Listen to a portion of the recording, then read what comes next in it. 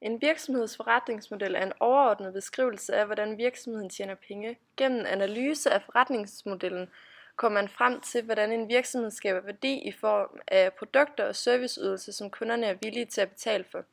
Når du skal fremlægge din forretningsmodel, er det vigtigt, at man fortæller det hen ad vejen.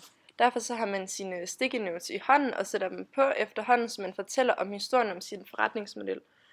Fordi forretningsmodellen blev lavet som en historie, skal den også fortælles som en historie. Det er også vigtigt, at du fortæller om de ting, du har lært fra det, du var ude at teste ideen til omverdenen.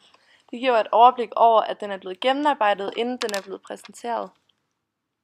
Vi har valgt at perspektivere vores nuværende forretningsmodel af Joe and the Juice med den nye forretningsmodel af dem, hvor vi har taget udgangspunkt i, at hovedproduktet skal være gratis. I vores nuværende forretningsmodel er vores indtægter de hovedprodukter, vi sælger, hvorimod at det ud fra den nye model vil skabe vores indtægt på alle andre måder.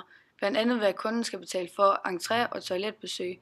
Udover det vil vi have en reklamevæg ind på Joe and the Juice, hvor vores kunder har mulighed for at læse reklamer, og på den måde tjener vi penge for andre virksomheder, ved at vi reklamerer for deres virksomhed eller produkt. Udover det er der også mulighed for at købe et abonnement til Joe and the Juice. På den måde slipper du for at betale for entré, toiletbesøg osv. I stedet betaler du et fast beløb om måneden. Grunden til, at vi har sat kryds over takeaway, er fordi, at kunderne kommer til at bruge penge på hovedydelsen, og det er ikke hensigten med vores nye forretningsmodel.